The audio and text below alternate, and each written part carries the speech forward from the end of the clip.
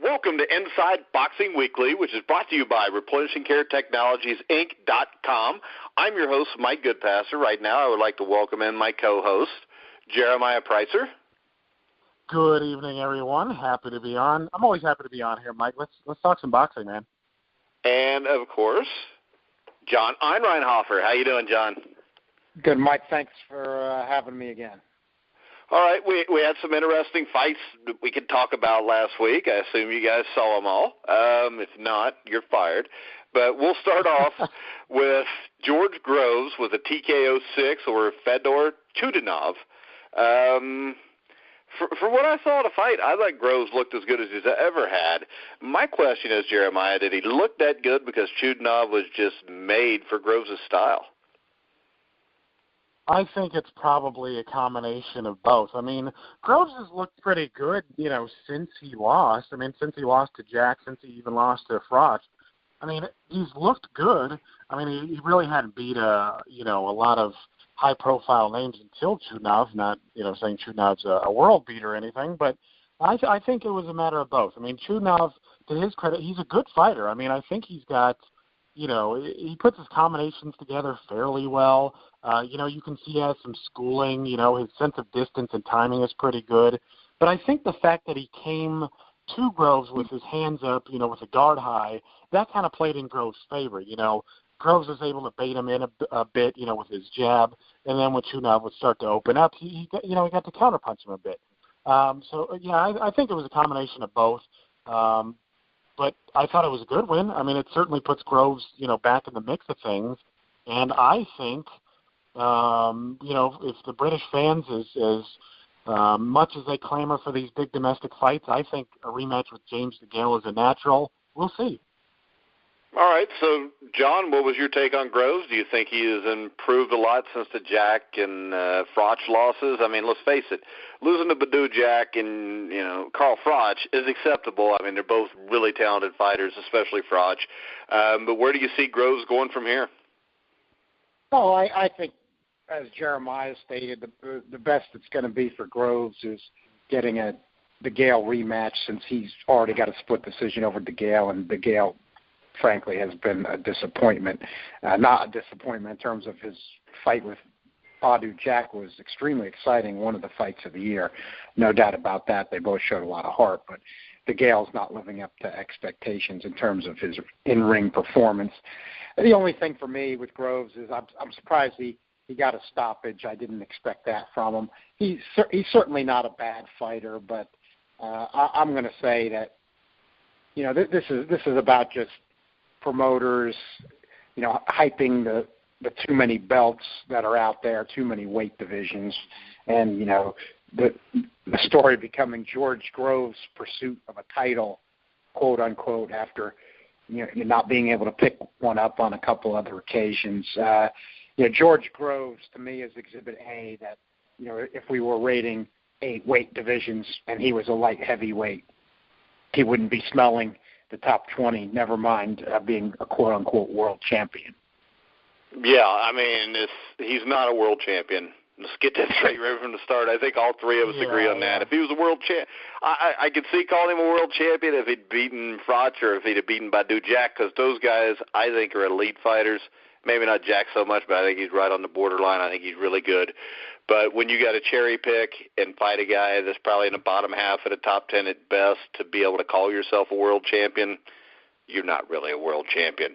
Yeah. No, I just wanted to say real quick, look at guys like Paulie Malignaggi. If we had 8 divisions, one champion per, the guy never would have had it, and I'm not trying to, he seems like a nice guy and whatnot, but I do want to say that, granted that, these fighters participate in the super and junior divisions, and it looks like Badou Jack is moving up to 175. So I've seen that Jack and DeGale have had kind of a, bantering back and forth on Twitter, with DeGale willing to, he wants to fight him at 168 for the trinkets. Jack wants him to move up. So it looks like Jack has his heart set on going to 175, and that kind of opens the door for Groves. And seeing what I've seen that DeGale really hasn't, he hasn't really proved himself as he had his chance against Jack to, prove himself the best at 168, and he really hasn't done that. So I don't really see a whole lot between DeGale and Groves at the moment. I mean, I think they're, I think there's some competitiveness there, and I think, they might as well do it again.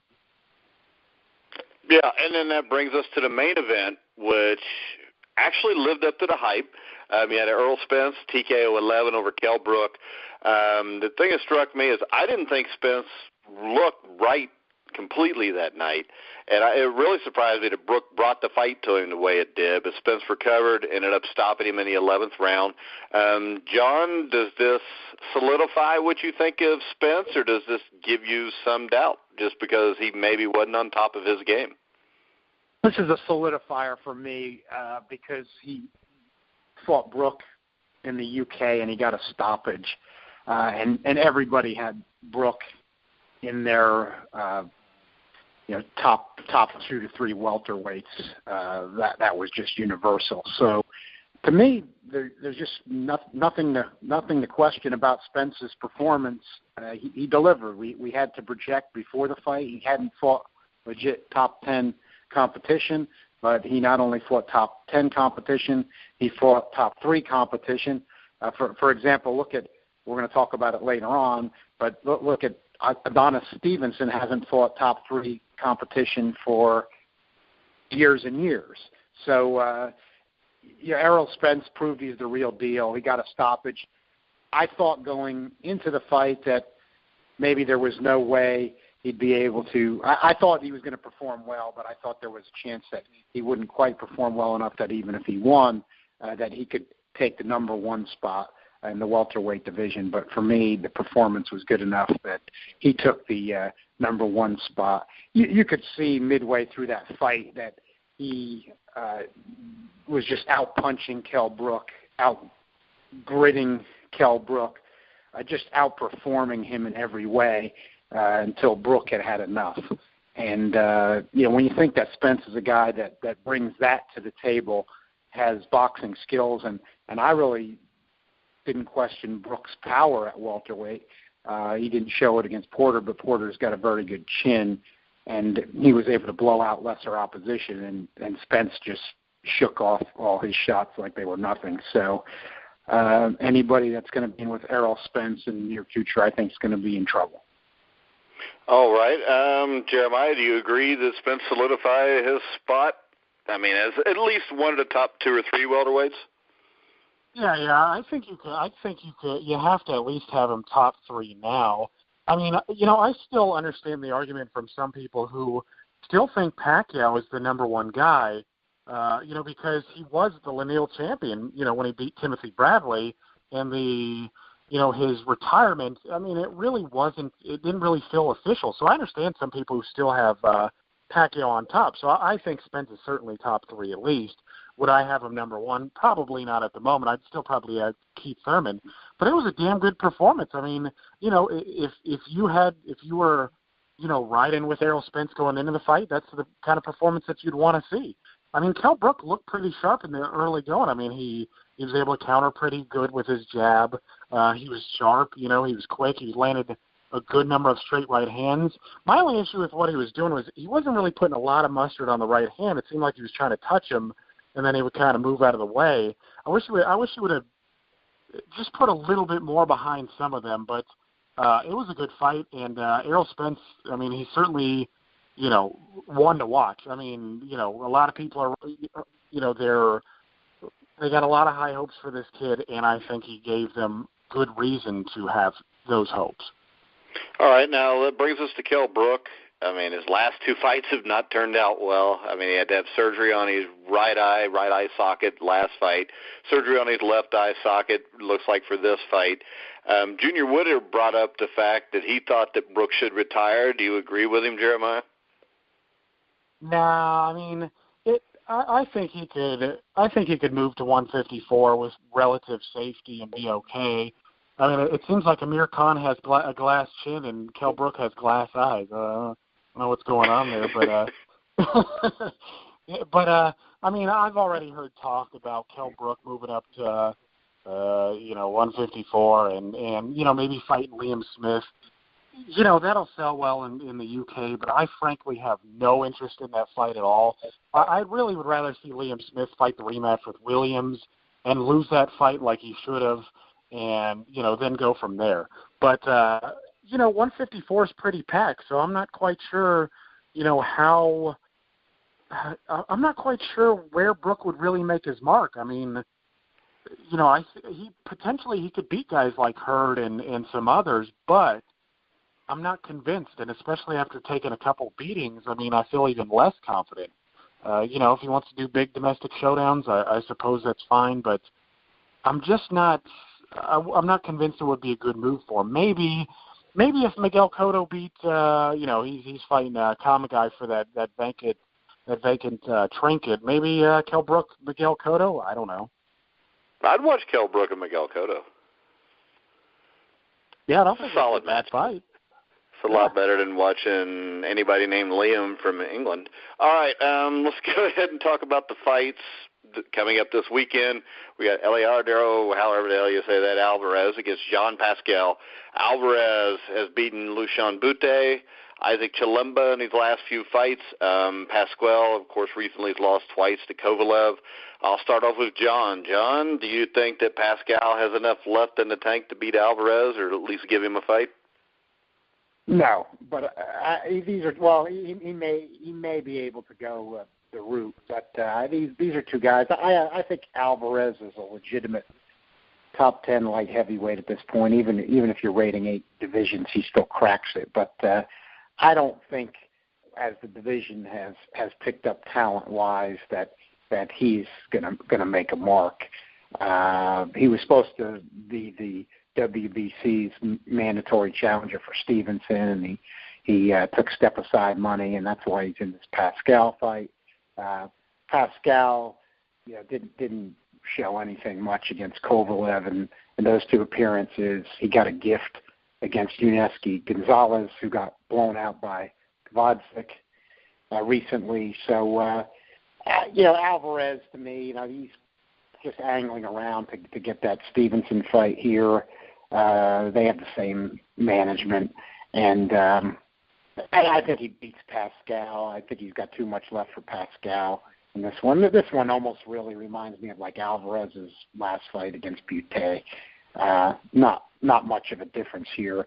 Just a question if he stops Pascal or not. I could see Pascal maybe going the distance here, but I don't see Alvarez myself.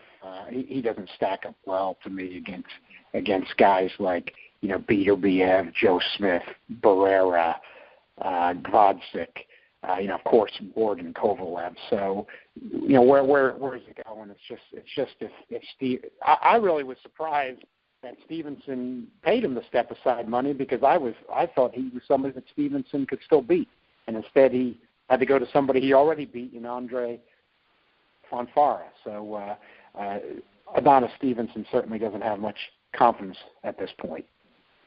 All right, Jeremiah, do you agree about John's assessment of Alvarez and Pascal? Yeah, I agree. I mean, Alvarez is also based in, I believe, in Montreal, so I think that's a big reason why he fought, Bute, and that's the reason why he's fighting Pascal. I mean, and they're not bad. I mean, if Stevenson is ultimately his end goal, then I don't really mind these kind of fights. I mean, they're semi-competitive. Alvarez will get some experience.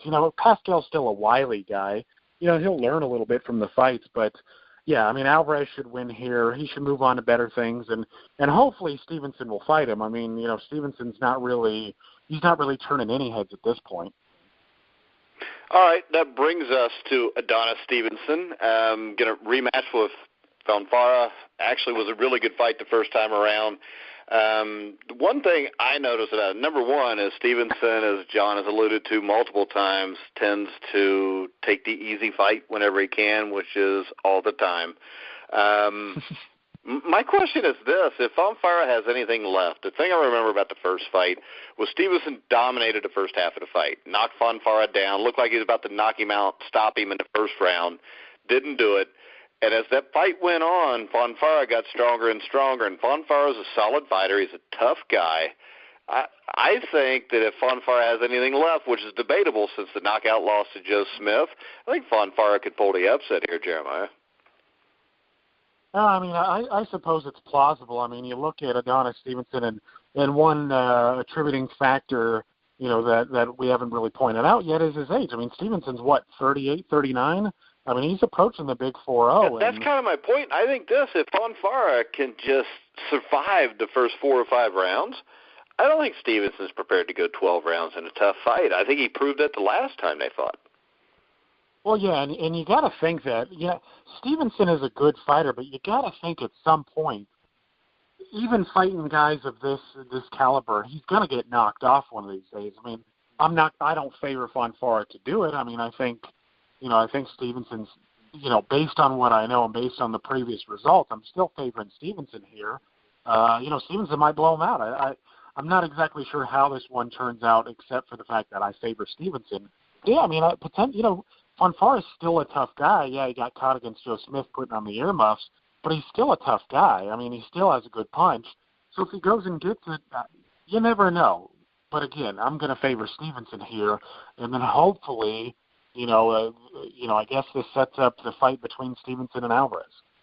Yeah, well, I would rather see Joe Smith get this fight than Fonfara because I think Joe Smith would beat Stevenson. But do you think Fonfara has enough to pull or has enough left to possibly pull the upset, John? Mike, when the fight was first signed, what flashed through my head was what you were saying. But then the more I thought about it, I thought, well, Fonfara did have some problems with Chad Dawson before he stopped him late, and Chad Dawson's got nothing left, even though he came more motivated against Fonfara. We have to at least say that. And, Joe Smith took him out in the 1 round. That's since, of course, he fought Stevenson the first time. And then I got to say, but I always check this to make sure of my own thinking and check my own biases, and it took me aback, I'll say it. Stevenson is a minus 1,100 favorite over Fonfara. And when you see those kind of numbers, they can be wrong sometimes, but I looked at that and I thought, I'd better be considering Fonfara's last performance against Chad Dawson a little bit more than I was, even though Fonfara... Yeah, but if you're betting it at minus 1,100, you got to go with the underdog, John. Well, if it just purely for betting, $100 on Fonfara on this one, I would agree. I mean, not going to pick him to win, but this, you would think this, as Jeremiah said, Stevenson's 39 now. This wouldn't be a bad underdog bet, and Fonfara is a tough guy, but Stevenson's power, the power is usually the last thing to go, and it was still there against Williams, although Williams doesn't take that good of a shot, but it's been there against some of the other guys as well. Fonfara went down twice in the first fight against Stevenson. He did drop Stevenson once. Considering there's a 1-round KO at the hands of Joe Smith in the interim, I'd have to think things aren't looking too good for Fonfara.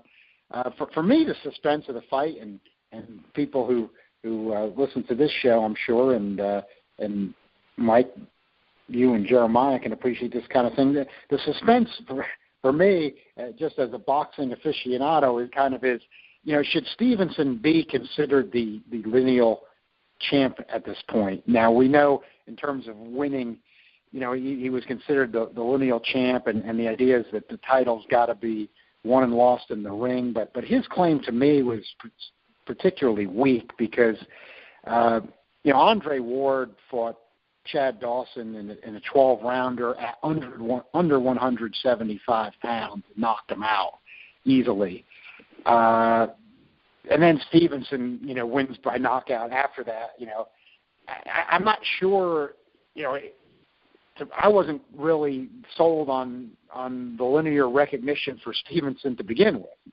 And then he proceeded to fight low-level opposition, mostly. The Bellew and Fonfara are his most recent credible opponents, and now he's fighting Fonfara again after Joe Smith knocked him out in 1. Going into the fight Saturday, I'm more looking at it as the ring has already stripped Stevenson a while ago. That should we be looking at Adonis Stevenson as any kind of real champion at this point, including lineal? That's kind of. And the answer is no, because if anybody's a boxing fan, you ask them who the light heavyweight champion of the world is, they're going to say Ward. And if they don't say Ward, they're going to say Kovalev because they think Kovalev beat Ward.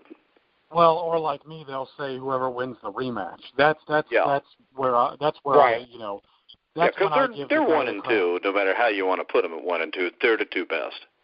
Exactly. Yeah, I think what Jeremiah is saying. Right, that's the key. That's what I'm getting at. Is I think I've thought about this a lot because I do care about the sport and these kind of issues. Maybe not everybody does, but I think it's important if we're going to have any semblance of order. I like boxing's kind of organized chaos, except when it comes to the one real champ per division. Then I don't like it. So I'm leaning strongly the same way, and I think this is the first time in my decades of following the sport that I feel that the linear recognition just should clearly be removed. Because with Stevenson, it's that double thing for me, the opposition and the fact that I thought his linear claim was weak to begin with. Yeah, when he refuses to fight the two best guys, it's hard to beat a lineal champion for 2 or 3 years when you won't do that.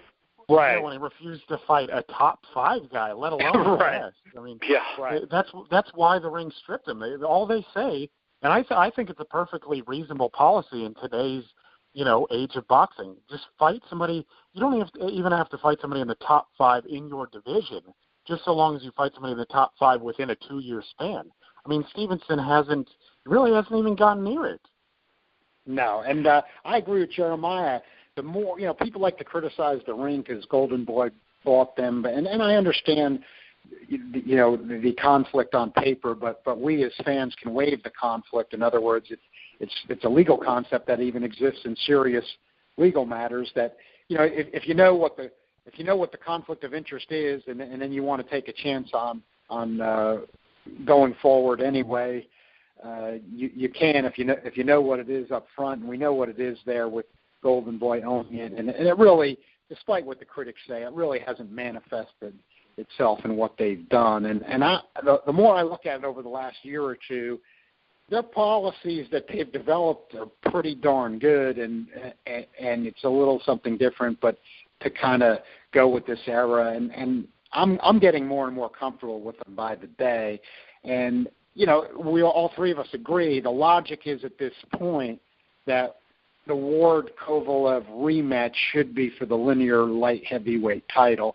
I'm falling in line with that too at this point after a lot of consideration, and that fight's also coming up. So, yeah, Stevenson-Fonfara too.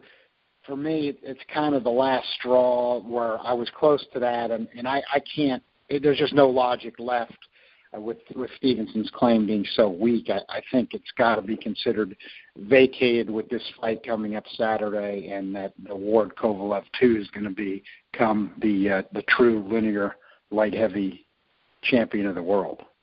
All right, we talk about linear champions.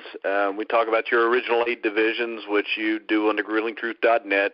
You do a great job on it. You did the welterweights this week. You want to break down how you did it, and then we'll let Jeremiah pick on you? Yeah, because I respect Jeremiah's opinion very much, and I respect your opinion a lot, Mike. And and you guys know where I'm coming from. I know Jeremiah does, so I don't mind explaining. As a matter of fact, I like to do that. The title, I think, is still vacant. It was never clearly filled after Mayweather retired. I think Jeremiah made a good point earlier. Pacquiao could have been close to making that claim. I didn't have him and Bradley 1-2 when they fought. It was close, though, and Transnational did. But as Jeremiah correctly pointed out, this is, to me, again, where Bob Arum and Top Rank just shoot themselves in the foot or hurt themselves, or boxing with things they think are smart. They decided that they had to make that Pacquiao's retirement fight, which we all knew it wasn't going to be, and Jim Lampley was crying and everything. And, of course, Pacquiao was retired for about a day. But by making it the retirement fight, again, for those of us in the sport who care about these things, Pacquiao did not make the case that he probably should have at that point, that he versus Bradley was for the linear welterweight title. And if I were Top Rank and Arum, I think you could have sold the fight even better that way than the phony Pacquiao retirement farewell, which everybody knew it wasn't going to be a farewell. It didn't sell well on pay-per-view anyway, so it didn't fool anybody. So, but for me, I did not have Pacquiao and Bradley 1-2 at that point. I did not. I had Pacquiao, at the top, but I didn't have Bradley at 2. So, and the ring did not either. So for me, it wouldn't have done it, but I could have seen the case. So the title's still vacant. I didn't think Errol Spence would necessarily move into my 1 spot, but I thought with his fight with Brook, even if he won, but I thought the performance was impressive enough that I felt he edged Thurman out for me for number 1, and Thurman at 2, coming off the Porter and Garcia wins, but not by stoppage. Thurman's not quite punching with the authority he was. He boxes, but I don't think he's going to be even as good of a boxer as Spence when he goes boxer, even though he's been effective. So Spence just edges him out, and he's 2. Pacquiao 3rd. I could see the case for Thurman, or I can even see the case for Pacquiao number 1. I understand that as well, even though he's 38. His 2016, he beat Bradley and Vargas, which were both legit top 10 guys, even if you had only 8 weight divisions, Vargas being on the fringe. But in this day and age, that's better than other people do. So Pacquiao kept himself in it. But again, to me, top-ranked shooting themselves in the foot just when you're ready to say, hey, Pacquiao may be 38, but he might have a case to be number 1. He signs to fight Jeff Horn, turns it again into kind of a retirement tour type of thing. And when you're got the top 3 that close, which for me, those 3 were that close, Spence, Pacquiao, and Thurman, Pacquiao ends up falling in at 3 because, I had Crawford at 3, but Pacquiao slips to 4. Crawford, to me, he beat Diaz, who was a fringe top 10 welterweight and then just went down to the 140, so that was almost kind of a test there. Diaz had beaten Sammy Vasquez, and that, to me, Crawford would be favored over Pacquiao by everyone. I don't think anybody would favor Pacquiao. And I think Crawford would beat Pacquiao. So now with the Diaz win, Diaz being a fringe welterweight contender, I felt comfortable with Crawford being 3, Pacquiao 4. All 4 guys are pretty close to me. Brook falls to 5. He's clearly behind the other 4. To me, I don't think Brook's going to be able to face any kind of a puncher. There seems to be some flaws there. But at this point, with the quality opposition, Golovkin, Spence back-to-back. He's got the victory over Porter, even though it was a close one. It could have gone either way. I think that he falls in at number 5 there. All right, so we'll start here. At number 1, I think me and Jeremiah both agree on this. I think we talked about it earlier, but to us, Keith Thurman's just had the better wins. He beat Sean Porter. He beat Danny Garcia. So I don't know. What's your take on that, Jeremiah? You agree? Yeah. For me, I would still probably have Thurman number 1. For me, I would rate the Danny Garcia win and the Kell Brook win, in combination with the Diego Chavez win. Like I said earlier, Chavez wasn't a top 10 guy when when Thurman beat him. He eventually broke rank, of course. If you're only counting 8 divisions, like John is, maybe he doesn't crack the top 10. He gets kind of shafted in the Brandon Rios fight, too, which I thought he was winning. I thought the Chavez win was solid. So those 3 wins, in my estimation, rank above what Spence has done. But his performance certainly puts him up top. But I think, like John is saying, we got to project a little bit into what Pacquiao is doing. He may very well be the best welterweight in the world, but since he's, they're just not playing to their advantage there, it just feels all for nothing. I would personally, I would probably have Danny Garcia above Timothy Bradley. I just think Bradley's been a little inactive. He hasn't really done much as of late. And, Garcia just seems the younger, fresher of the 2, whereas there's a lot of, for me, there seems to be some question marks surrounding Timothy Bradley and where he's going to go in his career. What do you think, Mike? I agree with you. I'm not a huge Bradley fan anymore. I mean, he was a tough guy, but I think Garcia has probably accomplished more recently. I would put Porter over Brook just because I know Brook beat him, but he beat him at home in a close fight. Brook hasn't won a fight now in a while. Porter lost to Thurman. Thurman, I think, is better. I think Thurman is tougher than Brook. And I think if you put Brook and Porter in again, I think he'd win the fight. Pacquiao, to me, I wouldn't even have him in the top 10 because the guy, number one, hasn't – I mean, he's still a good fighter. But if he's going to fight guys like Jeff Horn and Jesse Vargas, when you've got big money fights that he could have already had with Terrence Crawford, Keith Thurman, Kell Brook, even Sean Porter, I mean, he is basically already retired. He's just cashing in on his name. So I wouldn't even consider him. I mean, you got to put him there, I guess, but I think you guys know where I'm going with that. To me, Keith Thurman would be my number one. Terrence Crawford would be my number two. I think Spence would be three. I think that Spence would beat Thurman. I just think Thurman's done more right now. But from what I saw, I don't think anybody beats Terrence Crawford right now, John. Yeah, all good points. And let me just add, another thing I was considering with the Spence-Thurman conundrum was Spence blasting out Leonard Bundu and Thurman dropping Bundu and then inexplicably going dance master for the rest of the distance. That was perplexing to me, and when comparing their one common opponent, it was something that I took note of. I could see the argument. Normally I would have Danny Garcia ahead of Timothy Bradley. I like him better as a fighter, and I had him before that. Maybe it could be argued I went a little too far. I respect Keith Thurman a lot and his ability. Tough fight. We want the best fighting the best, but I just did not like Danny Garcia's performance against Keith Thurman, and it kind of turned me on him a little bit. I don't want to penalize him too much for facing difficult opposition, but it just made me feel like some of the criticisms of Danny Garcia were warranted, and sometimes when you start seeing those kind of things surfacing, you got to watch it. There was some clouds around Kell Brook that before the Spence fight that ended up being reality, and sometimes that can happen. For me, with Danny Garcia, it's just he doesn't punch enough. He's not aggressive enough, especially when he's in against better competition. And that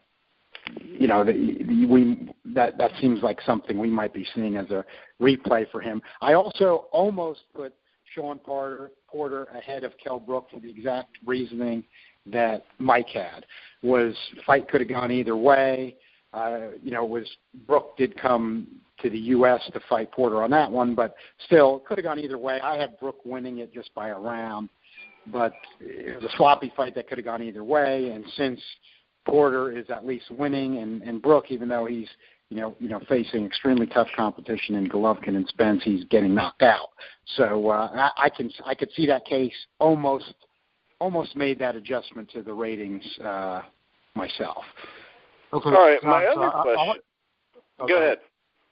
Okay, so I was just because, I mean, you know as well. I mean, we're real familiar with what we believe in boxing, and I like Sergey Lipinets. You do too, obviously. He's a real nice prospect, in my opinion. Real technical, heavy hitter, good hand speed.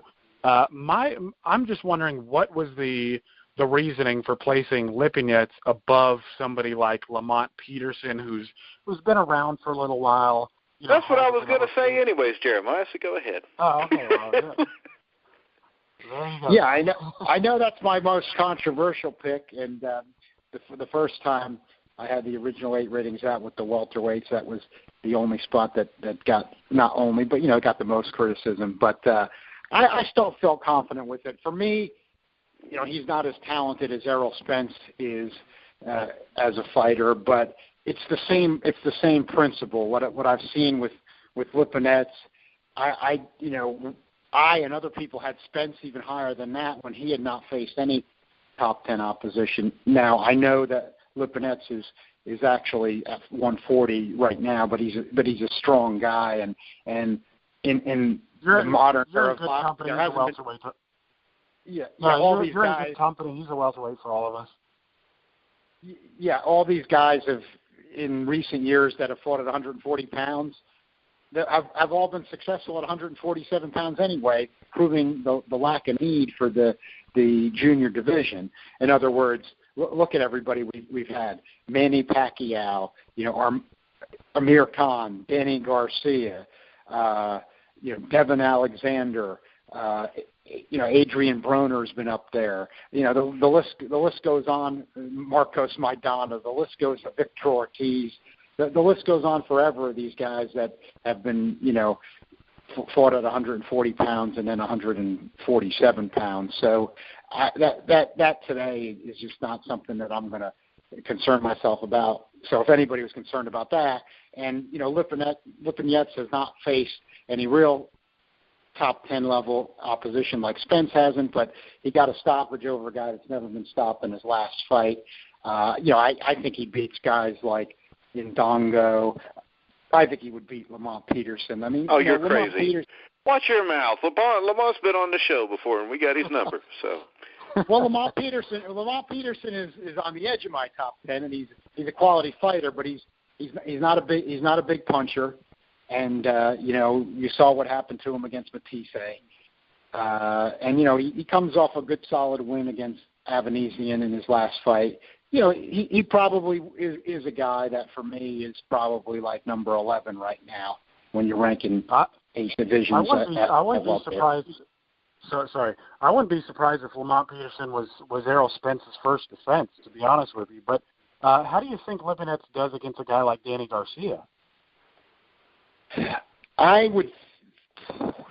You would think that's a good, and heck, they're both PBC, Jeremiah. So that's a heck of a proposed fight. I love that fight.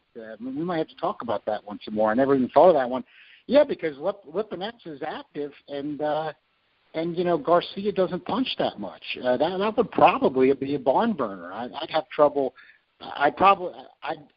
It's just a tough call. That to me might be the odds makers might not put it that way right off, but to me that might be close to an even money fight, especially because McGirt's got Lipinets being more versatile now, which I didn't like at first, but now I think he can do some different things. He's actually getting more elusive in there, and he's got a lot of ways he can win a fight now.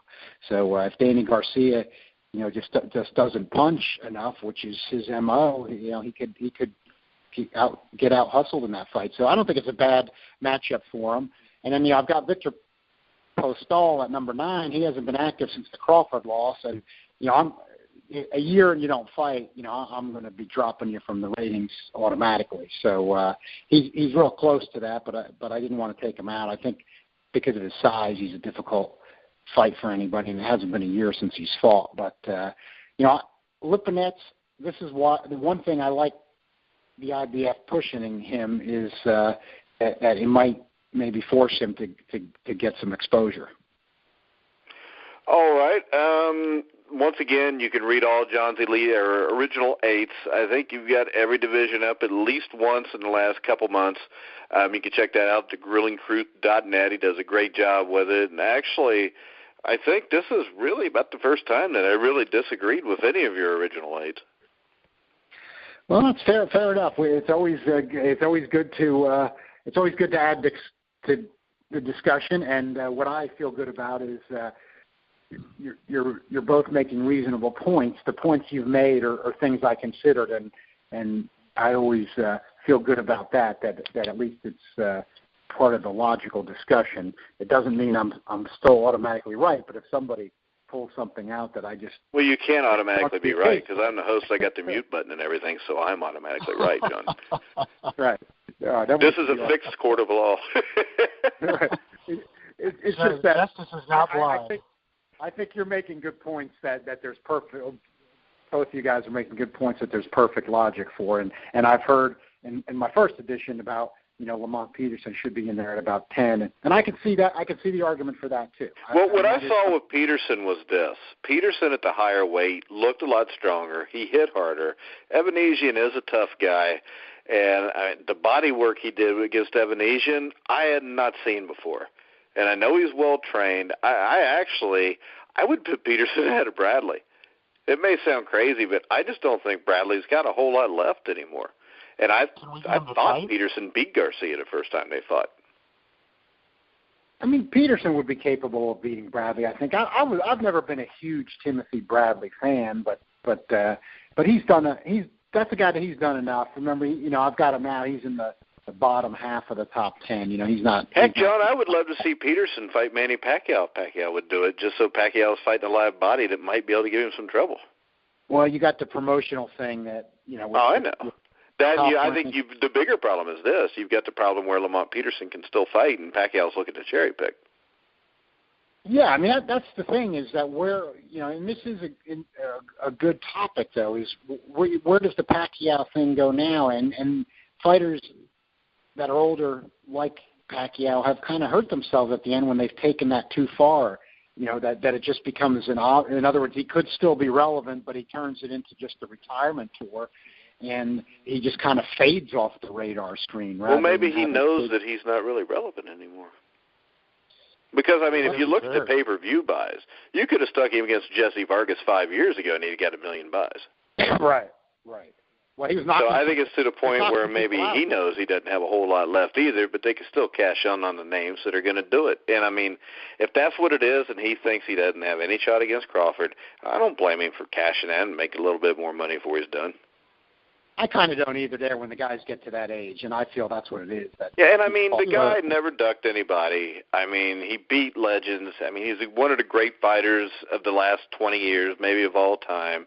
So you can't really hold it against him if he cashes out and makes a little bit of money. I'm not going to pay to watch him and Jeff Horn on pay-per-view, but I'll sure stream it for free. Exactly. I'm not paying for Pacquiao Horn, but then he does. He's got to gradually fall in the ratings, which is kind of a shame. Until the very end, George Foreman was kind of good at that. He would pick out a somewhat relevant guy that he matched up well with style-wise. Now, he was wrong with Morrison when Morrison boxed him, but who thought Morrison was going to box him?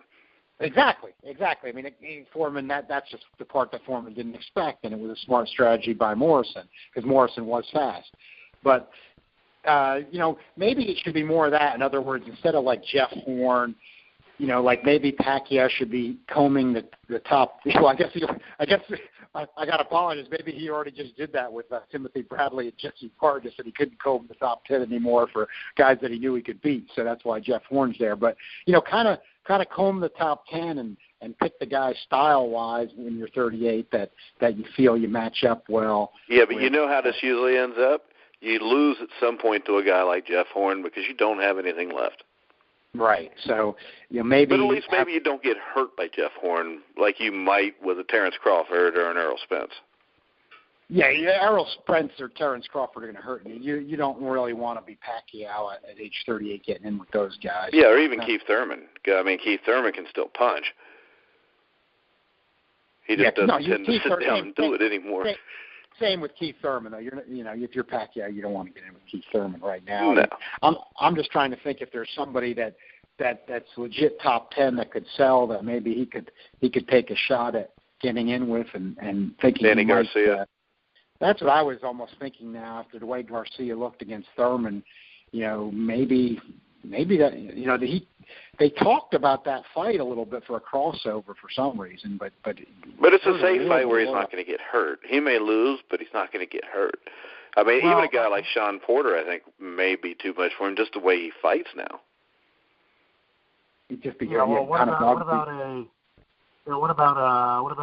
I still think he could fight Amir Khan, and that would sell well.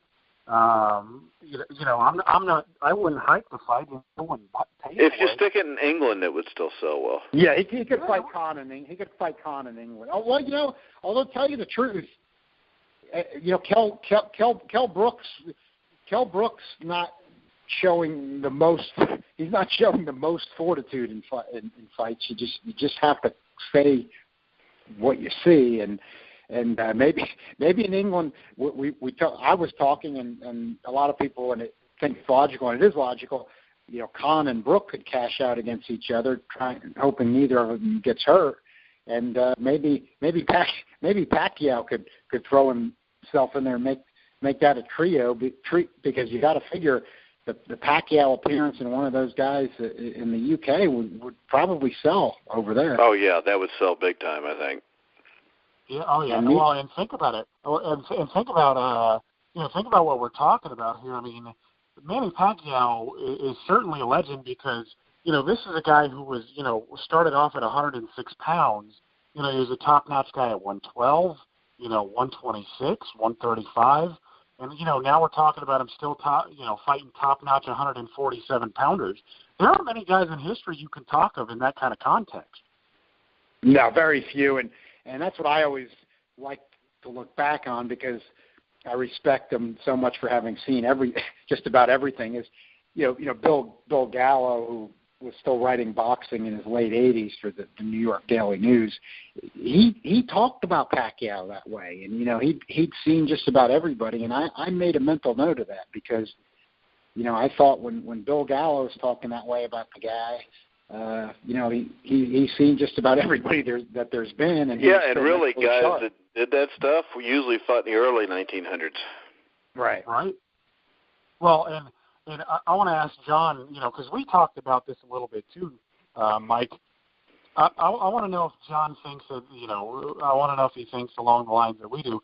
Do you think there's any case to be made still that Manny Pacquiao ranks higher historically than Floyd Mayweather, or do you think that their rematch just kind of solidified it? No, I think people want to say that kind of stuff, but I think you can make the case for Pacquiao for all those divisions that he spanned. What just gives me a little bit of a headache when I try to rate Pacquiao like that is I think the case can be made, even though some people don't want to hear it, but historically that he'd be above Mayweather, and it's not sour grapes, but you have to kind of dig into Pacquiao back as a flyweight, and what the level of the guys he fought there, which we're top 10 type guys no matter how you look at it, but it's almost like the research going back on the early years and the levels of those opponents. When he got to featherweight, there was no questioning who he fought when you talk about fighting guys like Morales and Barrera and Marquez, and that's where he first established himself. So and I think those names you just said, when you throw in a De La Hoya, Hatton, all guys that he beat easier than Mayweather. I think if Mayweather wanted to be considered greater than Pacquiao for his career, that fight would have happened in 2010. Because in 2010, if he dominates Pacquiao in that fight, then I think it's hard to even make that argument. Yeah, it's a shame we didn't. It's a shame we didn't see it then. But Mayweather's. I mean, Mayweather's fought. We almost do tend to forget. Mayweather's fought a lot of. Especially, for this era, you start adding up the names. Mayweather fought a lot of guys. The way I kind of look at it historically, and I really like looking at the historical stuff, and I always try to put it in the context of the original divisions, which I do think makes it more clear, frankly, as well. I think it really does. I think when you use that analysis, the cream always does rise to the top. That's one of the things I like about it and feel it can be justified. Mayweather's basically a lineal lightweight, welterweight champ. And I think the X factor, I talked about this about a year ago, and now it's becoming even more relevant, is if you're only looking at 8 divisions, it would have been a non-title bout, but he beat Canelo Alvarez as a middleweight. What if Canelo Alvarez now beats Golovkin, ends up being – there's not going to be any criticism of that point of him at that point, really, if he does that, and he's the linear middleweight champion who's defended against Golovkin. Mayweather will not have been a 3-time lineal champ, but he'll have been lightweight champ, welterweight champ, and have put the only loss on Canelo Alvarez's record. I think that's an X factor on Mayweather's legacy that could help him. And then Pacquiao, you've got the fact that he starts out as a flyweight and he's fighting top opposition there, and he's then going through featherweight, lightweight, and welterweight. He's going through as many divisions as about anybody. That's but was the top guy, at welterweight, then you'd say, well, maybe it ended up proving to be Mayweather in the end. Who was you had Pacquiao stopping at lightweight, Mayweather at lightweight, he's fighting Castillo. Pacquiao got that the lightweight win over Diaz, I guess I'm thinking of. So, these are things that can get close in the comparisons. Well, yeah, all right. Mayweather, go ahead. I was going to say real quick, Mayweather did beat Miguel Cotto, who technically was the middleweight champion of the world after he beat Sergio Martinez. Cotto is, he's been past his best for years now, but I mean that's certainly a sizable notch on his belt. Well, he also destroyed Margarito, who everybody claimed that Mayweather was ducking. Yeah, it was a lot bigger fighter also. Yeah, well, and he ruined Margarito. I mean, busted his eye, and I thought that took a little steam off.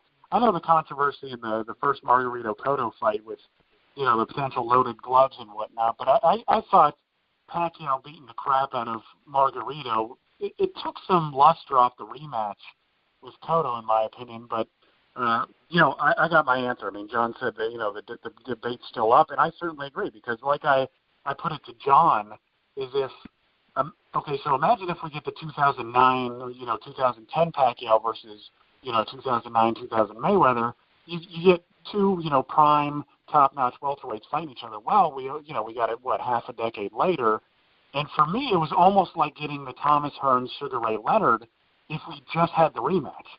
Right, if we never had the first fight, we'd be looking at that like, oh, Thomas Hearns, a lot of people would say, oh, Thomas Hearns would always beat. I know he got a draw, but the vast majority of people I've ever talked to thought Hearns won the fight. Yeah, so, I mean, a lot of people would, to this day, they would be like, oh, Hearns would always beat Sugar Ray Leonard. You know what I mean? So, for me, the Pacquiao-Mayweather fight was a bit like that. We didn't really get it. Not only that, Pacquiao wasn't the same. He was not cold by Marquez. And he's been kind of soft around the edges ever since, that point. All right, guys, we're going to go ahead and wrap it up for the week. And, John, if you want to come on with us next week, you're always more than welcome. We'll be honored to do so. All right, John, you got any parting shots? Let's see. Just I'm looking at. I think we all agree going into this weekend. This is the end. If it wasn't already, this is the end. Even if he beats Fonfara, this is the end of the Adonis Stevenson lineal light heavyweight title claim, which to me is important in the order of the top of the sport. So we'll see that, and there's some decent fights still being lined up for the summer. One parting shot would be that I go back and forth on this issue maybe as much as anybody. Maybe PBC's resuscitating itself again. I'm not sure why they took the late winter and the spring off, except for being on Showtime for the most part. But now you kind of see they're lining up fights. They've got the one Fox card, and I know. At least I think I know that a lot of Al Heyman's strategy, which is probably good in this modern era, is staying away from the American college and pro football. Go after baseball because it puts everybody to sleep.